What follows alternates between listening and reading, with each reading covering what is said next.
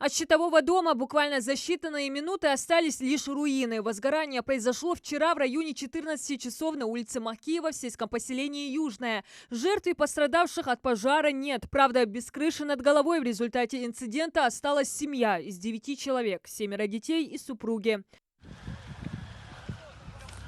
Предварительная причина, по версии МЧС, замыкание электропроводки. Пожары такого характера чаще всего встречаются зимой, когда люди подключают различные обогреватели. Но оказалось, что на возгорание могут повлиять и другие причины. Во избежание случаев короткого замыкания не стоит перегружать электропроводку, не проводить ремонты самим.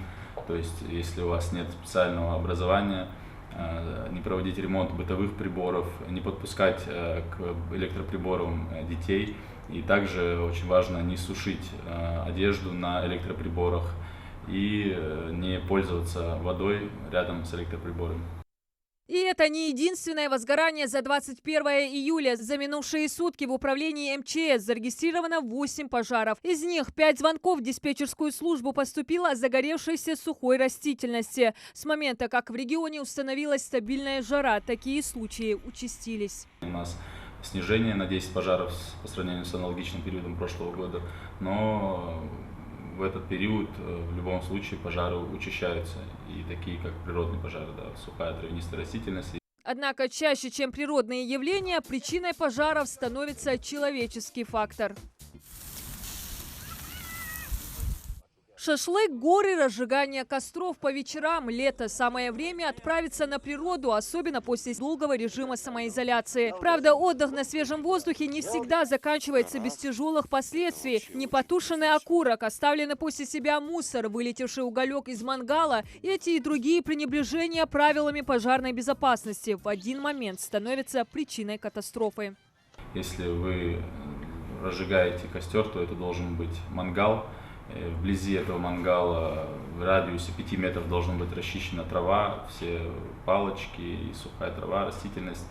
Также, как всегда, не подпускаем детей к костру.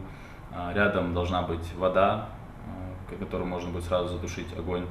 И смотреть постоянно за пламенем, то есть не отходить от него. И в любом случае вы должны находиться не ближе 10 метров к жилым постройкам и лесам. Часто к большим бедствиям приводит и намеренный поджог травы, чтобы новая росла лучше или избавиться от вредителей, а также надеясь, что контролируемый пал убережет их от неконтролируемого пожара. Однако специалисты уверяют, вреда от травяных палов гораздо больше. Территория восстанавливается не 1 десяток лет, а почва становится бесплодной. В этом огне гибнут многие растения, животные, насекомые и нередко служат причиной возгорания близлежащих домов и хозяйств. И это все последствия экономии на удобрениях. Если человек все-таки настоятельно хочет прибегнуть к опасной традиции и удобрить почву золой, необходимо соблюсти большое количество правил и требований. Правда, соблюдающие их практически ни разу еще не встречались. Сжигание абсолютно запрещено,